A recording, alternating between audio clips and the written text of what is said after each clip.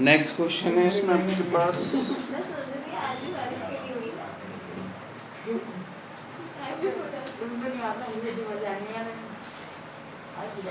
99x plus 101y equal 499।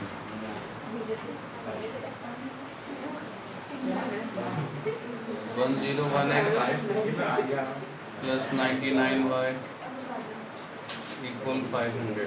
तो ये दो इक्वेशन आपके पास हैं, वही कल वाले मेथड से इक्वेटिंग द कोफिशिएंट। लेकिन इक्वेटिंग द कोफिशिएंट वाले मेथड से बहुत लेंथी हो जाएगा, मतलब बड़ा हो जाएगा। आपको इस वाली इक्वेशन को किसको मल्टीप्लाई करना पड़ जाएगा 99 से, और इस वाली इक्वेशन को 101 से, तो बहुत बड़ा मल्टीप्लाई आ जाएगा। ठीक है, तो अब इसमें एक चीज़ आप ध्यान से देखें, जो ऊपर वाली इक्वेशन में x का कोफिशिएंट है वो नीचे वाली में y का कोफिशिएंट, और जो ऊपर वाली में y का कोफिशिएंट है ऊपर वाली वो नीचे वाली में x का कोफिशिएंट है। ठीक है, तो हम इन दो इक्वेशन को एक बार आपस में ऐड कर लेंगे और एक बार आपस में, हाँ, तो उससे हमें दो आसान वो मिल जाएंगी इक्वेशन। ठीक है, एक बार इनको ऐड करके देखते हैं।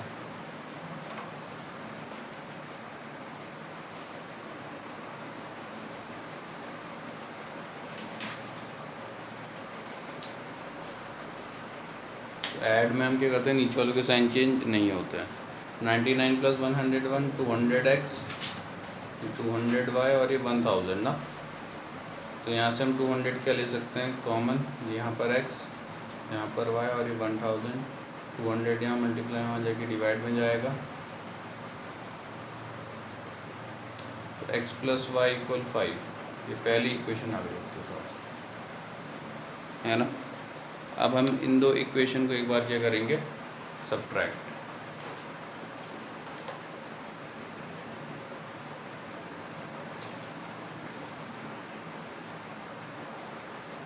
सब्ट्रैक्ट में नीचे वालों के साइन चेंज होंगे। 99x माइनस 10x माइनस का 2x 101y माइनस का 99y प्लस का 2y 499 माइनस 5 माइनस का 2। तो इसमें से 2 क्या ये लिया सकता है कॉमन, यहाँ माइनस का x प्लस का y माइनस का 2, तो मल्टीप्लाई में वहाँ जाके डिवाइड में आ जाएगा। Minus X plus Y equal -1, ये इक्वेशन 2 आ गई।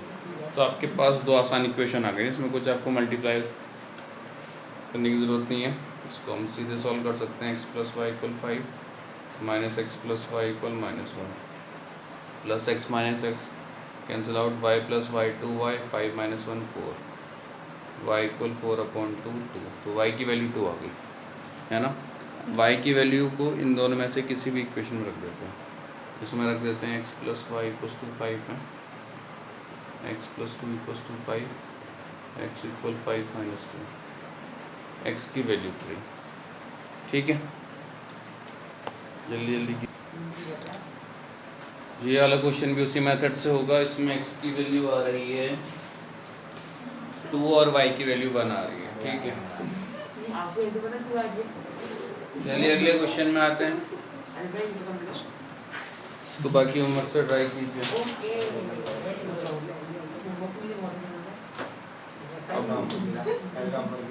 अब आपके पास 3 इक्वेशन वाले क्वेश्चन में आते हैं। x minus Y plus Z equal 4, x minus 2y minus 2z equal 9, 2x plus Y plus 3z equal 1। अब देखिए आपके पास यहाँ 3 इक्वेशन है और आपके पास यहाँ वेरिएबल भी 3 है, x y z, है ना। यहाँ पे इसको लिख लेते हैं इक्वेशन 1, इसको इक्वेशन 2, यहाँ पर इक्वेशन 3। तो आपको इनमें से किसी दो इक्वेशन को सॉल्व करना है, तो मैं सबसे पहले इक्वेशन 1 और इक्वेशन जो 2 है उसको सॉल्व कर रहा हूँ। ठीक है, अब इसमें या तो आपको x को हटाना है या y को हटाना है या फिर z को हटाना है, आपकी मर्ज़ी है। तो मैं x को हटाना चाहूँगा क्योंकि x के कोफिशिएंट सेम है, लेकिन ये भी प्लस का ये भी प्लस का है, तो उसके नीचे के साइन चेंज करने पड़ेंगे। प्लस का x माइनस का x हो जाएगा, माइनस का y माइनस का 2y प्लस का 2y माइनस का 2z प्लस का 2z प्लस का 9 माइनस का 9 माइनस का y प्लस का 2y 1y हो जाएगा ना, क्योंकि दोनों माइनस। प्लस का z माइनस प्लस का z प्लस का 2z प्लस का 3z और ये -5 है ना, ये इक्वेशन 4। अब जिस तरह हमने इक्वेशन 1 और इक्वेशन जो 2 है उसको सॉल्व किया, उसी तरह आपने दो इक्वेशन को और करना है सॉल्व, या तो इक्वेशन 1 और इक्वेशन 3 को, या तो इक्वेशन 2 और इक्वेशन 3 को, आपकी मर्ज़ी है, ठीक है। लेकिन इसका ध्यान रखना है कि अगर हमने यहाँ पर इक्वेशन 1 और इक्वेशन 2 को सॉल्व करने पे x को हटाया है, तो जो अगली दो इक्वेशन वो करेंगे सॉल्व, उसमें भी आपको x को ही हटाना पड़ेगा, ठीक है। जिस वेरिएबल को आपने यहाँ पर हटाया है उसी वेरिएबल को आपको अगले वाले में भी हटाना है, ठीक है। अगर इसमें यहाँ मैंने y को हटाया होता तो जो मैं अगली दो इक्वेशन को सॉल्व करूँगा तो उसमें भी y को ही हटाना पड़ता, ठीक है। लेकिन इसमें तो x को हटाया ना मैंने, तो अब जो दो इक्वेशन में करूँगा सॉल्व उसमें x को हटाना है।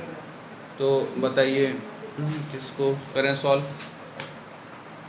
इक्वेशन 2 और इक्वेशन, हाँ ठीक है। यहाँ पर लेकिन इक्वेशन जो 3 है उसमें x का क्वेश्चन कितना है 2, तो इसको भी आपको कितना पड़ेगा 2, क्योंकि इसमें हमें x को हटाना है, तो x को हटाने के लिए उसके कोफिशिएंट सेम होने चाहिए।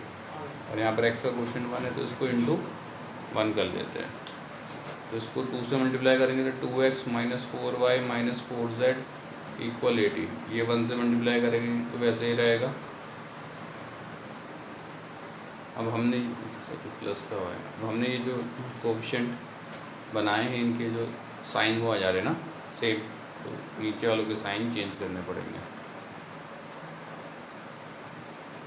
Minus Y minus 4y minus Y minus का 5y माइनस 4z माइनस का 3z माइनस का 7z और ये 18 माइनस 1 17 इक्वेशन 5। तो आपके पास एक और इक्वेशन आ गई yz की फॉर्म में, ठीक है। अब ये आ गया बिल्कुल जो हम अभी तक कर रहे थे, दो वो वाले वेरिएबल वाले, ठीक है। अब हम यहाँ पे या तो y के कोफिशिएंट को सेम बनाएंगे या फिर x तो है ही नहीं, z के कोफिशिएंट को सेम बनाएंगे, ठीक है। चलिए यहाँ पर एक काम करते हैं, यहाँ पर y का कोफिशिएंट 1 है, यहाँ पर y का कोफिशिएंट 5, तो इक्वेशन 4 को मल्टीप्लाई कर देते हैं 5 से और इक्वेशन 5 को 1 से। ये 5 से मल्टीप्लाई करेंगे 5y plus 15z equal minus का 25, ये 1 से मल्टीप्लाई करेंगे तो वही रहेगा।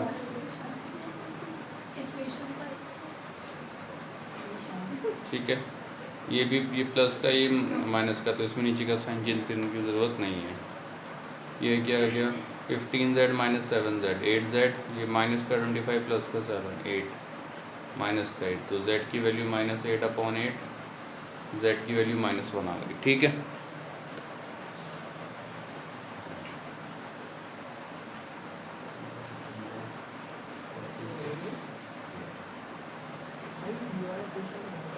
z की वैल्यू -1, ठीक है। अब इस z की वैल्यू को इन दोनों में से किसी भी इक्वेशन में रख लेते हैं।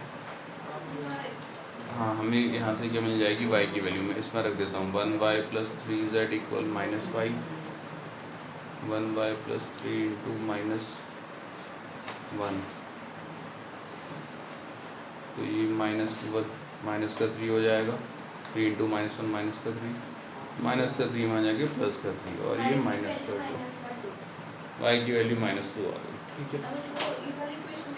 अब y की जो वैल्यू y और ये जो z की वैल्यू है, अब या तो इक्वेशन 1 में रख सकते हैं या इक्वेशन 2 में रख सकते हैं, इक्वेशन 3 में रख सकते हैं, क्योंकि हमें x की वैल्यू चाहिए ना। तो चलिए इसमें रख देते हम, इसको हटाएंगे।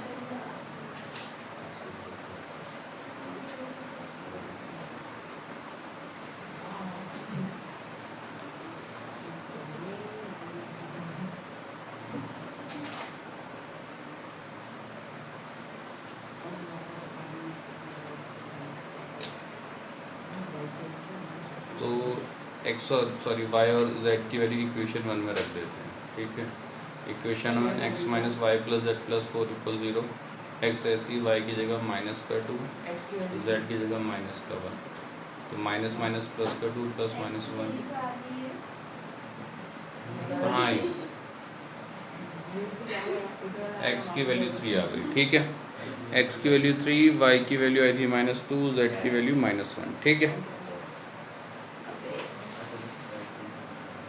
तो जब आपके पास वो 3 वेरिएबल देगा तो इक्वेशन भी 3 देगा। यहाँ पर 3 वेरिएबल के एक्स वाई जेड। सबसे पहले इक्वेशन 1 और इक्वेशन जो 2 को सॉल्व करेंगे, उसमें या तो एक्स को हटाएंगे या वाई को हटाएंगे या जेड को हटाएंगे। जैसे इस वाले में हमने एक्स को हटाया, ठीक है, तो एक्स को हटा के हमारे पास ये इक्वेशन आई। फिर आप किसी 2 इक्वेशन को और सॉल्व करोगे। इसमें हमने इक्वेशन 2 और इक्वेशन 3 को सॉल्व किया था। अब देखिए यहाँ हमने इसमें एक्स को हटाया था ना, तो इक्वेशन 2 और इक्वेशन 3 को सॉल्व करने पर भी एक्स को ही हटाना पड़ेगा। अब एक्स को हटाने के लिए दोनों में एक्स का जो कोफिशिएंट है वो सेम होना चाहिए। यहाँ पर एक्स का कोफिशिएंट 1 है, यहाँ पर एक्स का कोफिशिएंट 2 है, तो मैंने ऊपर वाली इक्वेशन को 2 से मल्टीप्लाई किया और नीचे वाली को 1 से। ऊपर वाली को 2 से मल्टीप्लाई किया तो 2x माइनस का 4y माइनस का 4z इक्वल 18, और इसको 1 से मल्टीप्लाई किया तो ये, ठीक है। तो इसमें x आपका हट गया ना, तो यहाँ पर भी इक्वेशन आपकी y और z की फॉर्म में आ गई। अब ये जो 2 इक्वेशन आई हैं आपको इनको सॉल्व करना पड़ेगा, ठीक है। इसको तो वही आपका पुराने वाले मेथड से, इसमें या तो हम क्या करेंगे, y के कोफिशिएंट को सेम बनाएंगे या फिर z के कोफिशिएंट को सेम बनाएंगे। यहाँ पर y का कोफिशिएंट 1 था तो इस वाली इक्वेशन को 1 से मल्टीप्लाई किया। यहाँ पर y का कोफिशिएंट आपका 5 था तो इसको 5 से मल्टीप्लाई किया। तो ये आपके पास ये तो इक्वेशन आ गई, दोनों को सॉल्व किया तो z की वैल्यू आ गई, ठीक है। z की वैल्यू को इन दोनों में से किसी एक ऑप्शन रख दीजिए, y की वैल्यू आ जाएगी। फिर y और जो z की वैल्यू है इनको या तो इक्वेशन 1 में रख दीजिए, इक्वेशन 2 में या फिर इक्वेशन 3 में, वहाँ से x की वैल्यू आ जाएगी। मैंने जो y और ये जो z की वैल्यू इक्वेशन में 1 में रखी ना, तो मेरे पास x की वैल्यू आ गई, ठीक है। अगला क्वेश्चन ये है, ठीक है। ये भी पिछले वाले मेथड से, उसको होमवर्क से करना है। इस वाले क्वेश्चन में x की वैल्यू 2 आ रही है, y की वैल्यू -1 आ रही है और z की वैल्यू प्लस का 1। x की वैल्यू 2, y की वैल्यू -1, z की वैल्यू प्लस का 1, ठीक है। नहीं, ये होमवर्क से करना। तो ये वाला क्वेश्चन होमवर्क है। मैं अगला क्वेश्चन अब अगले उसमें आते हैं। हेडिंग डालिए क्रॉस मल्टीप्लिकेशन मेथड। हट गया क्या cross multiplication? Cross multiplication method, हाँ बिल्कुल।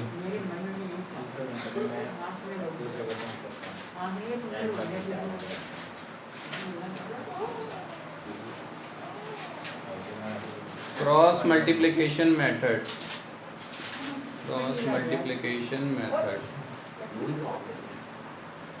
आपको 2 इक्वेशन दी होंगी, a1x plus b1y plus c1 equals to 0। एक equation a2x plus b2y plus c2 equals to 0। अब देखिए आपको इनको सॉल्व कैसे करना है, ठीक है। एक साइड x लिख लीजिए, एक साइड y और एक साइड 1।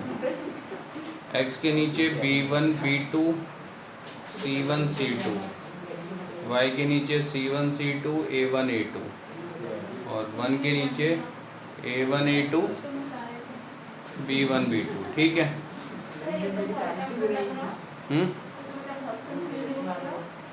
कंफ्यूजिंग क्यों? ये फॉर्मूला तो बस इसमें वैल्यू रखनी है ना, और फिर आपने इसको क्रॉस, ठीक है, इसमें रख दीजिएगा पहले, ठीक है। इसको लिख लीजिए।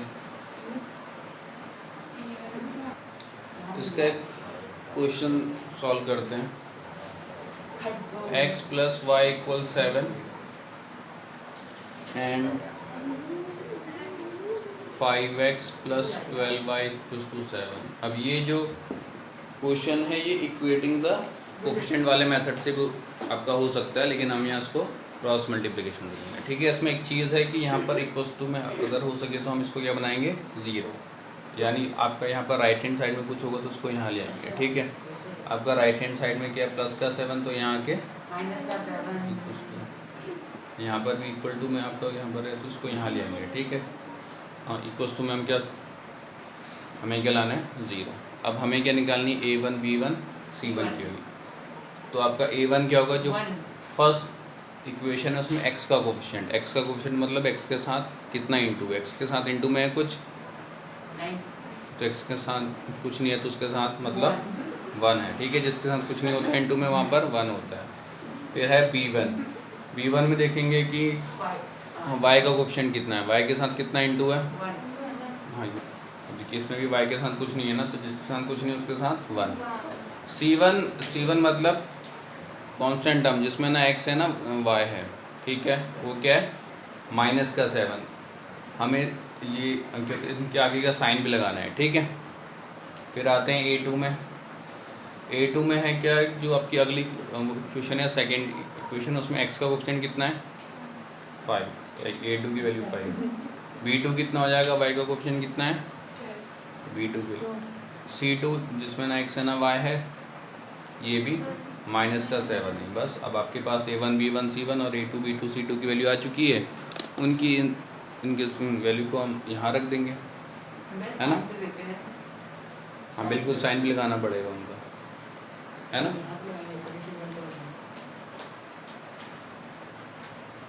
तो ये जो A1 B1 C1 और ये जो A2 B2 C2 की वैल्यूज़ आई है उनको हम यहाँ रख देंगे इक्वेशन में, ठीक है। इसके बाद ये फॉर्मूला लिखना सीधे, है ना, ये फॉर्मूला लिखना ज़रूरी है।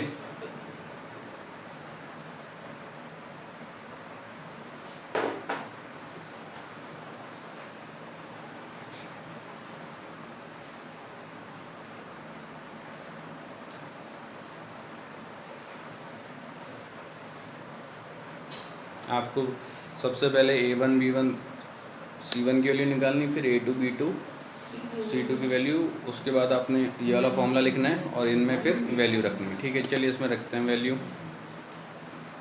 x है, x के नीचे था B1 फिर B2, B1 की वैल्यू कितनी थी 1, B2 की वैल्यू 12, फिर क्या था C1 C2, C1 की वैल्यू -7, C2 की वैल्यू भी -7, ठीक है। फिर आते हैं y में क्या था C1, यहाँ पर वो था ना C1 C2, तो C1 भी -7 C2 भी -7। A1 A2 कितना था आपके पास, A1 था 1 और A2 था 5, है ना। फिर आते हैं 1 वाले के अपॉन में, A1 A2 A1 1 A2 5, B1 1 B2 12। हाँ भाई इतना ठीक है ना। अब आपने क्या करना है, क्रॉस मल्टीप्लाई करना है, ठीक है। ये वाला यहाँ मल्टीप्लाई में जाएगा, ये वाला यहाँ मल्टीप्लाई में जाएगा, ठीक है। अगर किसी में वो लगा है माइनस साइन लिखा है तो उसको ब्रैकेट में लगा देंगे, 1 ऐसे रहेगा इंटू में -7, क्योंकि माइनस में तो यहाँ पर इसको ब्रैकेट में लिख देंगे, ठीक है। और ये यहाँ पर इंटू में हो जाएगा -7 इंटू 12, है ना, इतना ठीक है। हाँ बिल्कुल। अब देखिए ये इससे मल्टीप्लाई हो गया, ये इससे मल्टीप्लाई हो गया, हाँ बीच में क्या साइन होगा, बीच में हमेशा माइनस का साइन आता है, ठीक है। ये हमने क्रॉस इंटू किया और इनके बीच में हमेशा नेगेटिव का साइन। फिर ऐसे ही यहाँ पर y वाले में भी होगा क्रॉस मल्टीप्लाई, -7 इंटू 5 और ये 1 इंटू -7, बीच में हमेशा माइनस का साइन, ठीक है। अब आते 1 वाले के अपॉन में, 12 यहाँ 1 के साथ मल्टीप्लाई में, 5 यहाँ के साथ, 1 मल्टीप्लाई 12 -1 मल्टीप्लाई 5, ठीक है। बीच में हमेशा माइनस का साइन, ये -7 आ गया, ठीक है। यहाँ पहले इनको मल्टीप्लाई कर देंगे, 12 7 या 84 और इसमें माइनस का साइन है, -7 इंटू 5 माइनस का 35, 1 इंटू -7 ब्रैकेट में माइनस का 7, ठीक है।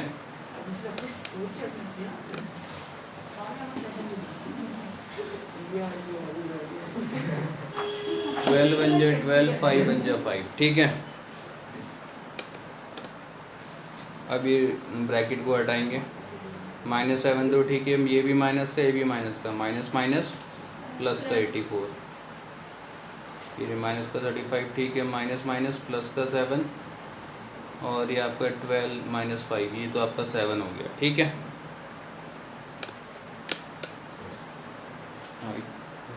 हाँ ठीक है, क्लियर है ना?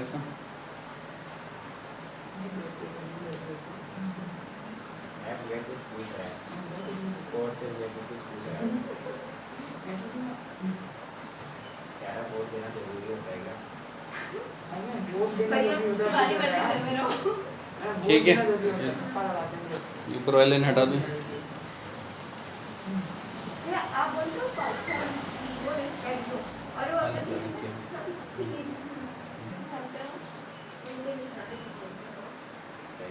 -7, ये प्लस का 84, minus plus -4, sorry minus plus minus ना, तो 84 में से 7 को माइनस करेंगे 77,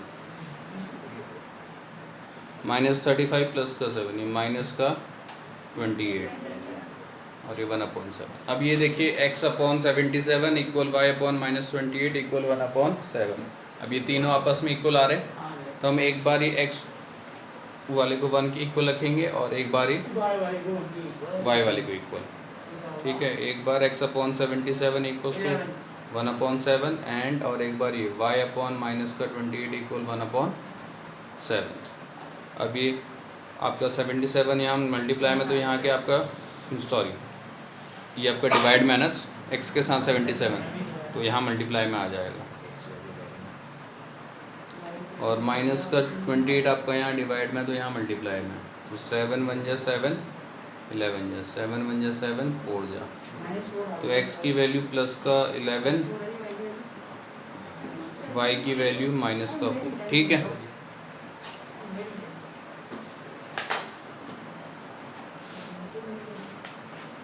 सही है ना? अगला क्वेश्चन ये होमवर्क है, 2x + 3y = 17, 3x - 2y = 6। ये इसी मेथड से सॉल्व होगा, ठीक है। इसको ट्राई कीजिएगा, और नहीं आएगा तो भाई ज़रूर वो करना है, पूछना है आप लोगों को। टॉपिक में आते चलिए, अगला टॉपिक है heading condition for solvability. Condition for, यहाँ पर पढ़ा रहा हूँ तो यहाँ पर ध्यान दीजिए, ठीक है। कंडीशन फॉर सॉल्वेबिलिटी, देखो जब मैंने आपको ये लीनियर इक्वेशन आपको ये पढ़ाया था, तो मैंने बताया था कि कोई भी जो लीनियर इक्वेशन है उसको आप उसमें ग्राफ में आप ड्रॉ करेंगे तो एक हमेशा स्ट्रेट लाइन देगी, ठीक है। जब भी आप किसी भी लीनियर इक्वेशन को ग्राफ में ड्रॉ करते हैं, ये या ऐसा आपने पिछले साल किया होगा ना, लीनियर इक्वेशन आपका वेरिएबल्स वाला में, उसमें आप तो उसमें हम लोग बनाते थे ग्राफ, तो उसमें लीनियर इक्वेशन का जो ग्राफ बनता तो हमेशा क्या बनता था, स्ट्रेट लाइन का। तो कोई भी जो लीनियर इक्वेशन है वो हमेशा स्ट्रेट लाइन को रिप्रेजेंट करती है, ठीक है। अब यहाँ पर हमें ये जो कितनी इक्वेशन दी होती हैं, दो लीनियर इक्वेशन का मतलब 2 स्ट्रेट लाइन। अब 2 स्ट्रेट लाइन के बीच में कितने रिलेशन हो सकते हैं, 3। या तो वो 2 लाइन आपस में इंटरसेक्टिंग हो सकती हैं, या कोइंसिडेंट हो सकती हैं, या फिर क्या हो सकती हैं, पैरेलल, ठीक है। अगर आपने क्या करना है, बिना ग्राफ को ड्रॉ किए ये बताना है कि ये 2 लाइंस इंटरसेक्टिंग हैं, पैरेलल हैं, या कोइंसिडेंट है, तो हम स्केल से बताएंगे। अगर आपके पास जो इक्वेशन है a1x + b1y + c1 = 0, और एक है a2x + b2y + c2 = 0, तो फर्स्ट केस है यूनिक सॉल्यूशन। यूनिक सॉल्यूशन का मतलब इसमें x और जो y की एक वैल्यू ही आएगी, x की भी एक वैल्यू, y की भी एक वैल्यू। इसका मतलब ये 2 लाइंस क्या होंगी, इंटरसेक्टिंग लाइंस होंगी, इंटरसेक्टिंग लाइंस। ये अगर ये उस वक्त होगा जब a1/a2 की वैल्यू और b1/b2 की वैल्यू आपस में इक्वल नहीं आएगी, ठीक है। आप इसमें क्या करोगे, आप इसमें एक बार निकालोगे a1/a2 की वैल्यू और एक बार निकालोगे b1/b2 की वैल्यू। अगर इनकी वैल्यू आपस में इक्वल नहीं आ रही हैं तो ये क्या है, यूनिक सोल्यूशन, या फिर ये दो लाइंस क्या हैं, तो इसका मतलब ये दो लाइंस आपकी इंटरसेक्टिंग लाइंस है। तो आता है ठीक है, दूसरा है इनफाइनाइटली मैनी सोल्यूशन। ये आ रहा है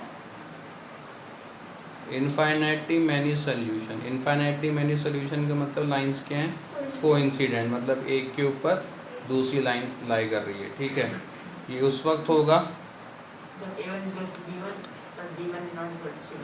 बहुत बढ़िया, जब a1/a2 is equals to b1/b2 and is also equals to c1/c2, जब तीनों का रेशियो आपस में इक्वल आ रहा होगा। ठीक है, जब आप क्या निकालेंगे, आप एक बार a1/a2 की वैल्यू निकालेंगे, एक बार b1/b2 की वैल्यू निकालेंगे और एक बार c1/c2 की। अगर तीनों की वैल्यू आपस में इक्वल आ रही है तो वो क्या है, इनफाइनाइटली मैनी सोल्यूशन या फिर कोइंसिडेंट लाइंस।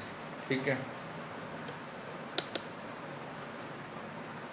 ये देखो, चलो भी बताऊंगा। लास्ट है इसका नो सोल्यूशन, नो सोल्यूशन या फिर पैरेलल लाइंस,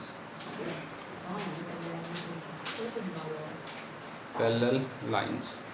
तो ये हो जाएगा आपका a1/a2 और b1/b2, ये तो इक्वल होंगे, लेकिन c1/c2 की इक्वल नहीं होंगे। ठीक है,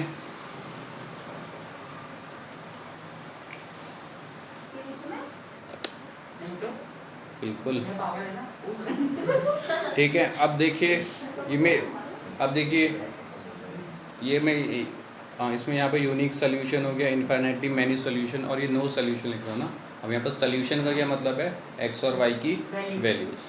ठीक है, इसमें यूनिक सोल्यूशन लिखा है तो एक्स और जो वाई की एक ही वैल्यू आएगी, एक्स की भी एक ही वैल्यू आएगी, वाई की भी एक ही वैल्यू आएगी। एक्स और वाई की आपकी एक वैल्यू आने का मतलब है कि दोनों लाइंस एक ही पॉइंट पे इंटरसेक्ट हो रही हैं। ठीक है, फिर ये क्या है, इनफाइनाइटली मैनी सोल्यूशन, यानी एक्स और जो वाई की कितनी भी वैल्यूज़ आ सकती हैं, एक्स की भी कितनी वैल्यूज़ आ सकती हैं, वाई की भी कितनी वैल्यूज़ आ सकती हैं। तो इसका ये मतलब है कि एक्स और जो वाई हैं एक से ज़्यादा पॉइंट पे इंटरसेक्ट हो रहे हैं। अगर ये दो लाइन आपको यहाँ पर एक ही लाइन आपको दिखाई दे रही होगी, अगर मैं इसको जरा से बनाऊँ, एक लाइन ये है, इसी के ऊपर मैंने एक और वो बना दी लाइन, है ना। तो ये दो लाइंस एक से ज़्यादा पॉइंट के ऊपर आपका क्या हो रही है, इंटरसेक्ट हो रही है, और ये उसी वक्त हो सकता है जब एक लाइन दूसरी लाइन के ऊपर कोइंसाइड हो रही है। फिर इसमें देखिए ये क्या लिखा है, नो सोल्यूशन। ठीक है, इसमें नो सोल्यूशन का मतलब एक्स और वाई की कोई वैल्यू नहीं आएगी, एक्स और वाई की कोई वैल्यू नहीं आएगी। इसका मतलब इन दो लाइंस का कोई इंटरसेक्टिंग पॉइंट ही नहीं है, और इसका मतलब ये दो लाइन इंटरसेक्ट ही नहीं हो रही है, और आपके इंटरसेक्ट नहीं हो रही है तो इसका मतलब ये दो लाइंस पैरेलल हैं। ठीक है, नहीं बैठ रहा है, नहीं बैठ रहा।